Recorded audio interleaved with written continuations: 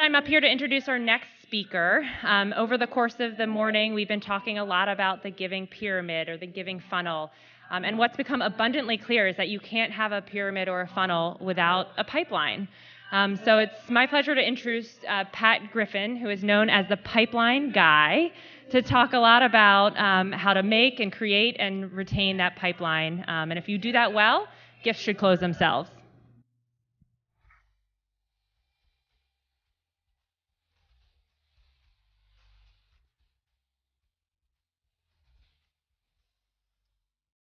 Good afternoon, everybody. How we doing? Good. So I'm Pat Griffin. I'm the VP of Sales at Catalant. What I'm going to do is I'm going to share a little bit about my background because I think it's relevant based on what you all do.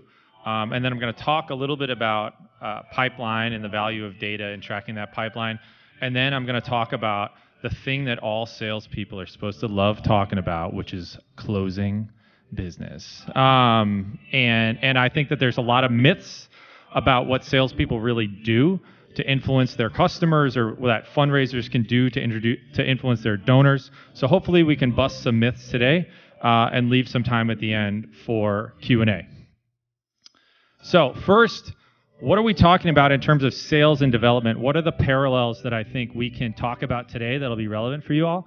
One thing that fun fact about me is that I worked in admissions and financial aid at Harvard for 4 years. I was a director of the financial aid initiative. So what I was really doing in many cases was using the funds that were raised, and these often were not endowed scholarships. These were funds that had been raised in that period to develop better supplementary programs for our low-income Pell Grant students. I was a low-income Pell Grant student myself. That's why they tapped me to be the director of this program, and so I've been the beneficiary of great fundraising for many years. So I wanted to start off by thanking you for everything that you guys did for me personally, because I've been a scholarship kid. I'm from Worcester, Mass. I've been a scholarship kid since like 6th grade. So let me start off. How about a round of applause for you guys? And if you want to have a really interesting experience, be a financial aid officer during a humongous financial crisis. That was a real blast. And then I did 2 years. I went to business. I fell in love with business. I went to business school. Ended up working at Bain & Company here in Boston. And what I was doing there was I was helping private equity investors understand if they should buy companies. So the thing that I learned there was this really wonderful phrase that consultants, we would ask ourselves all the time, is what do I need to believe to think that this is a good idea? What would I need to believe to think that this is, in this case, they said, okay, we're going to buy a software company that does hotel software. We think the asking price, according to the investment bankers, is $5 billion. What would I need to believe to think that it's worth $5 billion? And that, to me, there was tons of data and tons of frameworks and everything. And I've applied that mentality to sales. I work at a startup that when it started, I was the first enterprise sales guy. So I think my life kind of mimics the cadence I would imagine like major gifts. The money comes in big chunks. The decision process is long and complicated, but eventually it has a big impact on the business. We were doing like $5 million a year when I joined. We did $80 million last year over 4 years, and we're hoping to do 120. So it's been a lot of the things I'm going to talk about today are like, it's like these are all things that I personally screwed up on the path to building like a very robust pipeline that's data driven, that's repeatable, that like adds meaning and value to I hope to the people on my team. So what do I see as the parallels between what you all are doing and what I'm doing? We all have an outcome-oriented, time-bound, quantitative mission. So much like the organizations you work for, my organization has already spent the money that I'm meant to bring in. The science building is going up. We're going to fund all these scholarships. In my case, we're going to build all this technology. We're going to hire a bunch of new engineers. We're going to expand to Europe. But like, it's happening. The university president's already talked about it, or the organization president's already talked about it. And all you have to do is deliver the funding to make it happen. How simple could it be? Just, hey, Pat, just bring in the money. So like you and I have a very similar position relative to our organizations of like, the plan is in place. Now we need to deliver the funding for that plan. And so what do we need? If the end goal is already there, then we should be able to understand, like, do we have the current course and speed to get to that end goal? On our current course and speed, are we there? Is this science building going up? Are we going to, like, really move this university or this organization to the next 21st century, 22nd century, whatever? You know, Harvard, it was always like, we were here before the United States, we're going to be here afterwards, thanks to the fundraising that we do. I was like, whoa. Anyway, but are any Harvard people in the house? No? Yes, no? All right. So yeah, there's a plan. So if there's a plan, then that tells me I can do my little consulting thing and go, all right, what do I need to believe to think that I'm tracking to that plan and that we're all going to have, you know, a wonderful ribbon cutting ceremony in front of this building that is more expensive than I can even conceive of. Okay, so the other thing that we have going on, we all walk our kind of counterparts, the people that we work with, on a very intentional journey from being aware of what's going on to the solicitation moment of, in my case, it's like, you know, sign the statement of work, sign the software contract. You know, you gave me a commitment earlier in the year. Now it's the end of the fiscal. Now it's time to move it along. And we do a lot of really cool things to do that. We'll engage them with events and digital. I know you guys talked about that earlier. We'll have them come to reunions. We'll have them come to thought leadership events. And in many cases, we're actually meeting with these people to talk through the proposal, to give them, you know, prospectus on where it's going. But like, we understand the journey. In many cases, if I said, can you guys describe a successful journey, you would just rattle it off, no problem. So that I see maps one-to-one. The last thing I would say, and this is one that I know that being at the EverTrue conference you believe in, we are all subject to the laws of gravity, which is I can't close pipeline that's not open.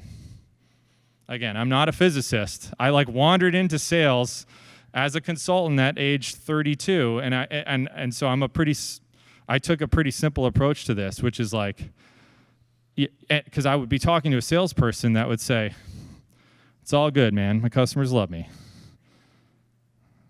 I'm like, cool. Like, well, how much do you think they're going to buy? Well, you know, I'm not, you know, come on, man. It's like, not like I'm a people person. Lay off me. But I'm like, okay. But the bottom line is, like, we need to identify the commitment. We need to identify the donor. We need to put a number on it before it gets wired over. You know, so let's like, we need to identify the opportunity first.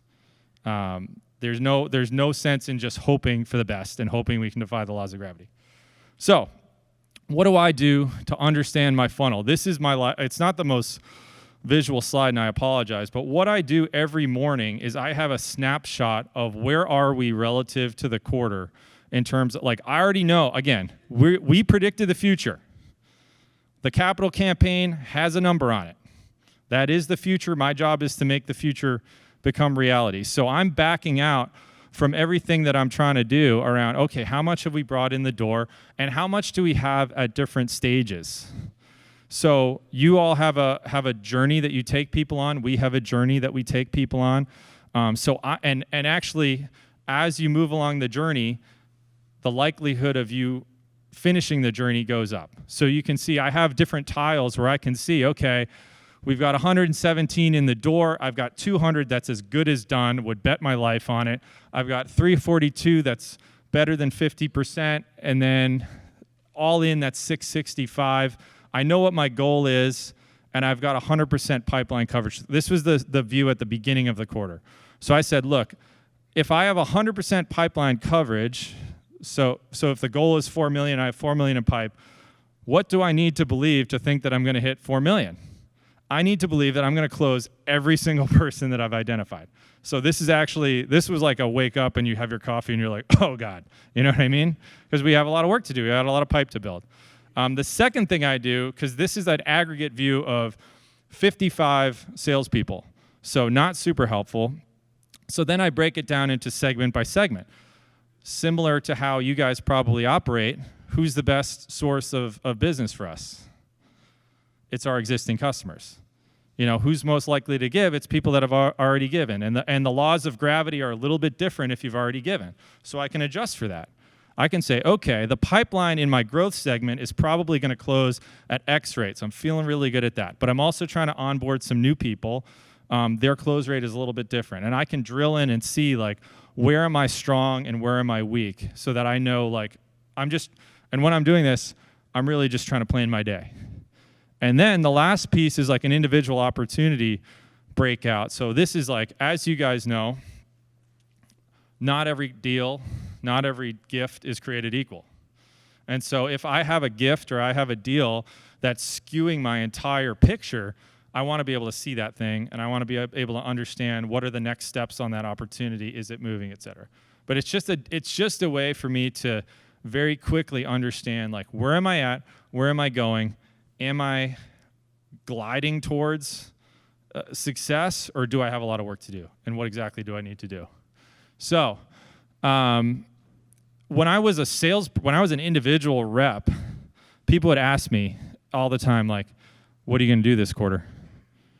What's in your pipeline? How big is it? And as a, I'm like a hist and lit major. I'm not like, first of all, I didn't think I was like a salesperson. I'm not confrontational. I'm not very money motivated. I'm like not who you'd want to be. I'm from Worcester. I'm like already good. You know what I mean? I'm like good. It's like I have a car, I have an apartment. It's like I'm good. And I was like, why are these people on my case, man? It's like, I'm here, I'm working. Why do you want to know about the forecast? Now that I'm in sales management, I understand the forecast is the key to the business. It's my path to what I need to do. So imagine it's the homecoming game.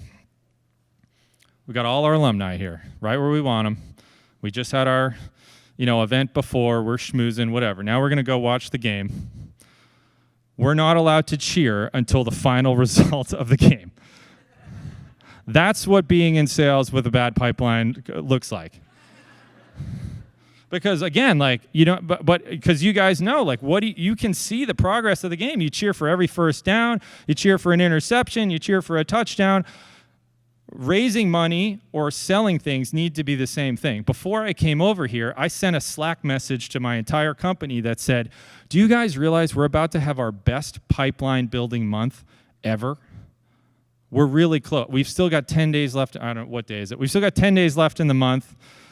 This is already the 6th best month we've ever had in company history. Do you guys think we can have the best month in company history? And people are fired up about that. Like, people are definitely going to, high five and whatever at all stages of the funnel. We have folks that are only in charge of booking meetings and appointments. And when they hit their goal, man, we go nuts. Every sales floor, if you were to visit it, it's like, you'd be like, how do people even do business here? There's like music playing, there's awards, there's prizes, people are banging gongs, people have their own little celebrations, but like, we need to give meaning to the earlier processes, and we need to celebrate those wins, because you can lose for any number of reasons. The second thing is, like, the focus needs to change during your campaign period. For us, the way our period works, we tend to flush a ton of business at the end of our quarter or our fiscal year. So, like, that's when people's nerve really gets up there, because it's like, we got to deliver the results, so we're able to push everything over the line. And then there's usually some like follow on at the very beginning of the next period where it's like, oh, all this stuff just slipped, so we close it like a month later. And then there's typically a pipeline building process that we need to do. So like, the focus of the team needs to change, the focus of your activity needs to change depending where you are relative. But you need to have a real-time view of that in order to make those adjustments. And the last thing I would say is, like, these end of the fiscal year periods are going to be stressful. I would argue that they're stressful enough as it is for everybody involved. In any type of quantitative mission-focused organization, pipeline is the only antidote to reducing that stress that I've seen. Because again, there's a million ways to lose, and there's like about one way to win.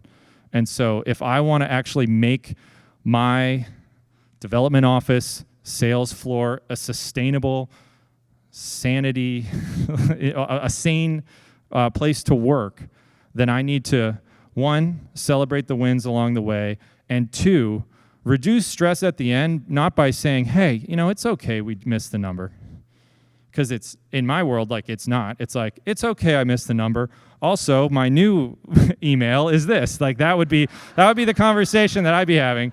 But so the only way to not make it an incredibly neurotic organization is to overwhelm it with pipeline. So let's talk about the pipeline. So this is a slide. I'm curious, and this is me as somebody that doesn't work in fundraising. Can you guys shout out, what are some of the reasons why people don't give at kind of at the 11th hour? Like why do commitments turn into non-gifts?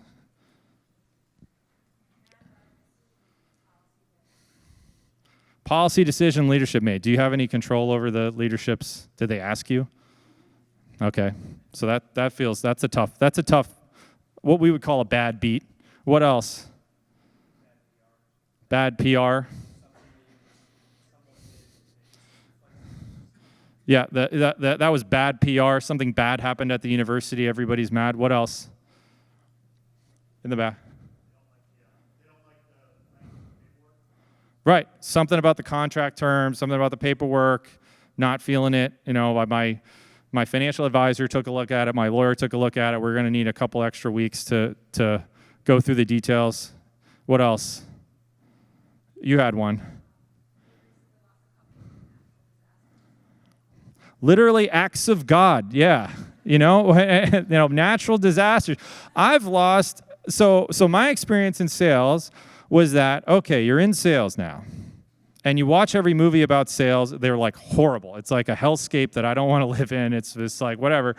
And I watched a million YouTube videos that were like, step on a crack, break your mother's back, ask a prospect this question, lose a deal. And I was like, what is happening? None of this makes any sense. Like I thought I was a smart person.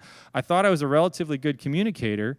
And the reality is this is all what I would call kind of Monday morning quarterback sales, which is like, if only this, then that. And when I first came into the business, we volunteered as the problem. We said, oh, geez, we must have done something wrong along the way here. If only our product was better. If only our legal contract was better. Maybe if we did this. Maybe if we did that. And you know what? I got so frustrated around I think there's just a rate at which we lose these things. And there's nothing I can do about it because the president said something, because their house got blown away by a hurricane. Like it was, and in my world, I was trying to match. We were a marketplace for consulting, so I had 2 parties that had their own kind of thing going on, and I needed to broker them together. So yeah, I lost in ludicrous. I lost 400 or 500 deals until I eventually realized I'm always going to lose that many, and I'm okay losing them. And you know why I'm okay? Because I've got a pipeline that I can afford to lose them. So rather than fighting the force of gravity, I just said, okay, if that's what the force of gravity is, if I'm going to lose 60% of the commitments that I have, or whatever the math is, I hope it's probably not that high. In sales, if you're batting 400, that's pretty good. In fundraising, I imagine the math is different. But just the math is the math. And let's react to that. Let's get energized around what we believe the kind of the coefficients are. So the key to closing, in my mind, from what I've learned over the time, is like meet the customer where they are and address the risk factors that are in their mind. So again, you guys have seen it all. You know what the risk factors are. In our system, we have 3 boxes, the 3 most common risk factors. So each opportunity is tagged around. They might not be that motivated to do it in the time period that we care about. They have questions about the technology. There's a competitor that they're considering. So if you guys had all of your deals and the risk factors, pretty good. Now we know. Now we know why we might win or why we might lose. But I think and if you were to segment your customers, there's probably like 10 to 20, there's 10 to 20% of my customer base, I couldn't lose these deals if I wanted to. They're in love. They're just, and it's, man, we're having a great time. And as a salesperson, the dopamine that you get from dealing with them is just, and as a fundraiser, I can imagine it's even more intoxicating around, oh my God, big donor, loves us, gives every year. And if you spend all your time with that person, then it's like, this is great. This is fantastic. Life is good. However, is that the best return on investment of your time? Probably not. Because you've got the math. They close 95% of the time. Unless their house blows away, they're coming in. So how can I make an impact on my organization? It's probably in what I would call the messy middle, like 60%. And then there's also 20% of people that they're just stringing you along. They're never going to give. They are a rain cloud enters the room when they come in. But they've got so much potential that you're twisting yourself into a knot to try to make them happy. And I would say identify those people to say, look, we've got 3 or 4 risk factors. They are 4 for 4. It ain't happening. But there's a middle group that if you could assuage one of their concerns directly, calmly, professionally, they'll close. And that's what I found. So I spend a lot of my time just saying, hey, look. And this is the one sales trick I'll give you that does work, is when you know what the problem is, you just bring it up. You say, it's probably not the case here, but some other people, not you, have this issue. And they go, oh, no, that is my issue. That is my issue. It's my lawyer. So just put it out there. Here's what I think the problem is. And let them off the hook. Let them off the hook. You can have a direct conversation around, yeah, you know what? I can't get it done. Well, good. Now I know what. Now my pipeline got that much clearer. The second thing is, this is the key. If you were to take a Salesforce.com uses the Sandler method. The key to the Sandler method is, at all times, you don't need the business. And there is a kind of lame view of this, which is to say, all right, then that means you need to have a fancy Rolex and drive a fancy car. It's not that. It's just really I'm okay. I don't need the business. I'm here to have a rational conversation with you, but I've got a lot of paths to win. Because if I know that if you don't give, I've got 2 others like you, we can have a much better conversation. Instead of because when I first started in sales, guess what? I did need the business. And it was like a bad teen movie where it was hey, do you want to go to the prom? Or no, it's okay if you don't. Proms are stupid anyway. I don't even like dancing. And it was just when you need the business, it's harder to have a rational conversation. But once I had a big pipeline, I was like, Greg, are we gonna party this quarter? No? All right, well, let me know when you want. And guess what? It leads into the last point. It provides a better experience for your donors when you don't need the business. If you've been really good about your pipeline and you have coverage and you celebrated the pipeline and built it up and you feel really good about it, then your donors are it's more attractive to them. It's a better experience to work with you if it can just be a rational, non-stressed, pushy, whatever, desperate conversation. And that's how, and if they have a good experience coming through the first time, I found the customers that I don't kind of beg and plead and stand on my head at the end of a fiscal year, guess what? We now have a better relationship, and they come back at a higher rate, and they're the ones that are doing testimonials and bringing in other customers. So again, that's my story on pipeline, and I'm sticking to it. I hope that this was helpful on some level, and I wish all of you tremendous success on your fundraising journey.